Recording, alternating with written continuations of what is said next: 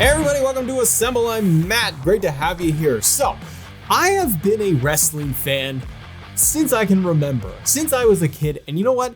I've actually never fallen off or fallen out of love with pro wrestling, watching it, consuming it on a week-to-week basis. I have rarely, if ever, missed Monday Night Raw, not because I'm like, I must watch it, but I will always tune in to Raw and SmackDown. I will watch AEW almost every week. I can't watch much Rampage. Collision is hard some days, but I tried to watch as much as I could. And growing up, I watched WCW and WWF, WWE. I kind of watched as much as I could, even Impact back in its heyday. TNA, I watched a ton of TNA. So I really had kind of a wide gambit of consumption of wrestling since I was a little kid, watching Hulk Hogan, watching the Attitude Era, living through that, WCW, WWE, WWF, Monday Night Wars. I loved all of that stuff. And then into the 2000s and beyond, I've watched all of it, the good and the bad. But there are always things, and this is mostly to do with WWE, but there are always things in wrestling I just don't like. There's stuff that I can't stand and I don't know why they do this. And even today, there's stuff that they do that I go, why are they doing this? Why do they do this or act this way? So that's what we're doing today. We're going to talk about some of the stuff that I can't stand in pro wrestling, specifically, mostly WWE. Let's go. The first one is going to be the unmotivated camera. One company that did this right was going to be Impact or TNA. I thought that when they would have like the camera following the wrestlers and they'd peek behind the doors and they'd be listening in on conversations. I loved when TNA did that. That motivated the camera of why they were there. But in WWE and when we got AEW, it's going with the tried and true way of doing it, which is just interview backstage, waiting for their moment, enter wrestler talks, and then another wrestler is off camera, like right here, just standing right there, waiting to come in to the shot. And then wrestler A acts like they were surprised. Why? What are you doing here? You came into my show. He was right there. He's right there the whole time. But then they talk and then they disappear. And I don't get that. And they're allowed to walk away, but they don't fight right there most of the time. So I don't get why they do that. Now WWE today, yes, they are doing more camera motivation where they are following the wrestler all the way to the back or from the back out to the ring. They are motivating that camera being there and why it is present, and they're doing that full continuous shot. That, love it, but they're not perfect because they still do the backstage stuff where again the wrestler's just standing there and the cameraman happens to be there and they're just doing this conversation. I wish they would move on from that. Okay, another thing that drives me nuts, and this happens everywhere in any company, but I always noticed it. You know who does this a lot? It's Baron Corbin. And other wrestlers do it too. And I'm not a wrestler, so I don't know how hard it is to do this. They keep their eyes open while the referee counts for the pin. Why? Baron Corbin has the worst habit of doing this that I have ever seen. That's why it sticks out in my brain. Because anytime I would watch Baron Corbin match, he'd be down on the mat, he's about to get pinned, and his head is back and he's looking directly at the referee with his eyes wide open and the camera is right there, right on it. And then as he's waiting, he's looking at the referee counting and then gets his shoulder up. It breaks all of the logic and suspension of disbelief that I already have. It is very, very little for all of this. And I just feel like other wrestlers that do it, anybody who does this, just close your eyes. Just close them real tight, and then you can just listen for the referee's hand. Wrestlers have done this very well. Stone Cold Steve Austin, Triple H, others, they would do this. They keep your eyes closed when you're getting hit, because maybe you got hit with a pile driver, or maybe you got hit with a power bomb, and you're kind of knocked out. The idea is keep your eyes closed, or make them look like they're a little bit closed, like squint or something. It drives me nuts. Just close your freaking eyes. The next one, sweatpants. Yeah, I said it. This is the problem for me mostly with AEW, where I notice it the most. I mean, maybe it happens on WWE, and I can only think back to times in like the Attitude Era where you'd see like Undertaker come out in his sweats, and it didn't make any sense, and it was completely off-putting when I'd see that. But AEW does this a lot, and it really, really takes me out of it because I could see any wrestler like Ospreay or anybody else that just shows up on TV, or you got the Kingdom. A lot of the times they come into the ring or they go for an interview on the stage and they're just in their tracksuit. They're just in their sweatpants. Like they're so comfy cozy. I'm like, you don't look like a wrestler to me. You just look like man who is just here out of the gym, or you're just hanging out having a coffee during the afternoon. It just takes me out of it when they're not I don't need them in their gear if they're not wrestling that night. That doesn't make any sense. But they typically, and I'm saying this because maybe it happens in WWE more than I'm realizing. I just don't really notice it there. But with AEW, I certainly do notice it. That wrestlers show up on TV or they're in the ring and they're just in casual sweats and a sweatsuit and a hoodie, and they're just kind of hanging out, chilling. And I'm like, I understand if you're not in a program and you're just gonna cut a promo, but look, Bet, I don't need a suit.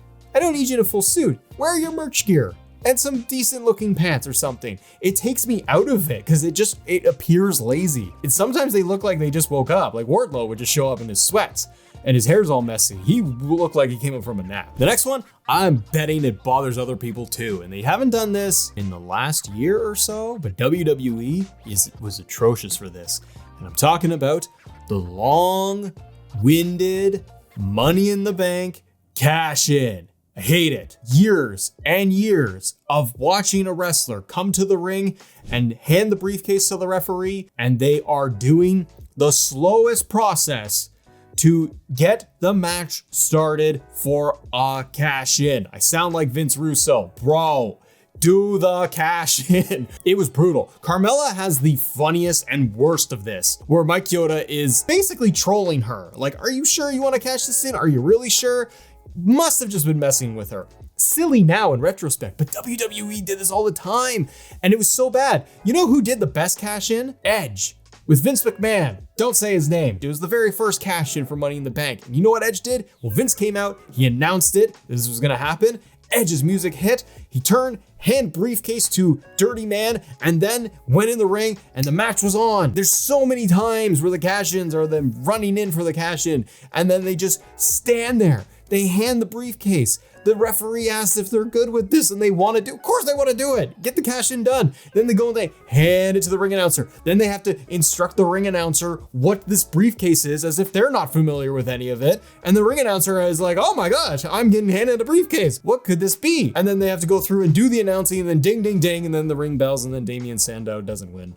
Okay, the next one, swearing, cursing, saying bad words. It always bothered me that some wrestlers get leeway with this and others don't. And more so to do with legends or big contracted names. These wrestlers and legends in The Rock, the Final Boss, and this was actually a bit of controversy, right? Recently with Final Boss Rock, where he would just be swearing on TV all the time. And you know what? CM Punk, he said the B word to Drew McIntyre on Raw this past week. He said it to him from the top of the rafters up there. So imagine if it was like Sting in the 90s and he just was out there and Crow Sting is up in the rafters and he called Hulk Hogan a B. That'd be just funny and had a character. But anyways, some wrestlers seem to have leeway when it comes to swearing on TV and others, they can't do it. And especially before the Triple H era. It always felt like a Brock Lesnar, a legend, they could come in and they could kind of shoot their mouth off a little bit and get away with it.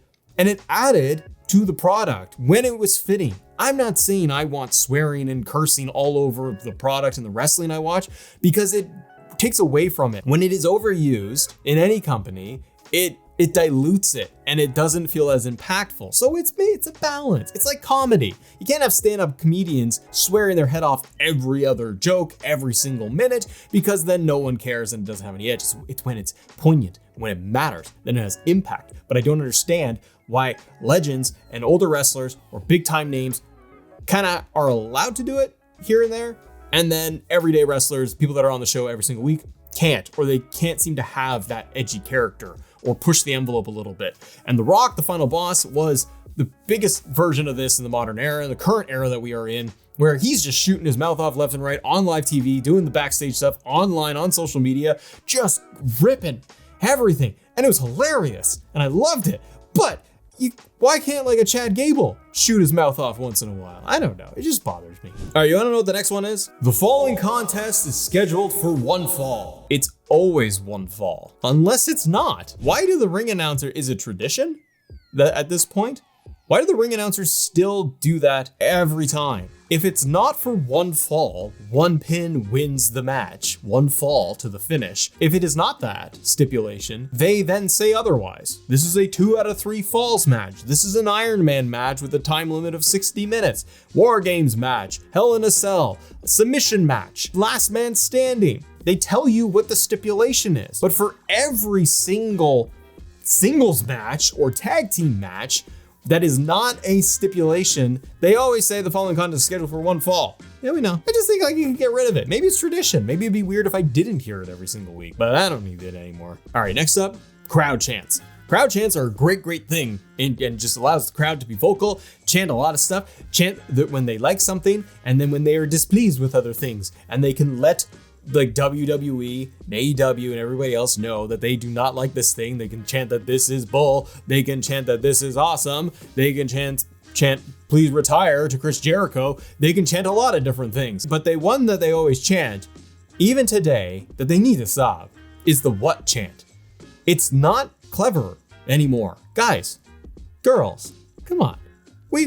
This was fun in the Attitude Era and the tail end of it with Austin when he was saying what in the early 2000s. That's when it was at its peak and Austin was doing it. So it made sense. He would do stomps in the corner and the crowd would chant what. That was awesome. I loved it. I wanted to chant what out of the arenas. That was a fun time. But then you get 10 years later and you're kind of like, okay, they're still whatting people and Austin is totally gone. And then you get to 15 years later and they're still whatting, and we keep going down the timeline. And even today, you will get a crowd whatting the promo. Let's find a new thing to chant at wrestlers. The what chant is just so old. It doesn't fit. It's like a crutch for the crowd. They're like, we don't know what to chant right now. Just what? And then they chant what at everybody. Just stop chanting what. Next up, WWE. I'm looking right at you. Your intro musics for your shows, trash. I miss the days when it was the heavy rock theme, even the Nickelback and all of it. It was the Raw's War theme, the 90s one, like the Attitude Era one. It was great. It added character. It got you hyped. It made you feel like something urgent was going to happen. You were getting sucked into it and you're ready for the night. Not tonight's the night or whatever the new ones are. They are greatness, feels like greatness. I can't stand any of the new things. Maybe I'm old and maybe it doesn't even matter because you fast forward through all of this, or you only watch your clips on YouTube. But if you're sitting down and watching the show traditionally, I don't like the show intros. I skip it too. They don't have any fun. They don't feel like wrestling. It's got to be harder rock stuff. The video package, all of that, I don't like that. I do like WWE's like Marvel MCU inspired Endgame thing they do for the Then Now Forever. The new one, that looks phenomenal, but that's not the theme song. So I need them to change the actual themes for these shows. So I go grab an old one that we used to have. They were great. Now get the drugs. See, this is stuff like that. That was fun. Now we're sticking on the theme of like changes and stuff that just doesn't work, and a little bit of the music too. But before we get into the last one, the next one is going to do with Titantrons. Generic Titantrons. Everyone's guilty of this nowadays. What happened to having the matches, to having moments captured and putting that in the Titantron? The super intense faces and close-ups of the wrestlers, them pulling off their moves, like Stone Cold Steve Austin hitting a stunner on people and going to his face and screaming, or Triple H posing and hitting pedigrees left and right.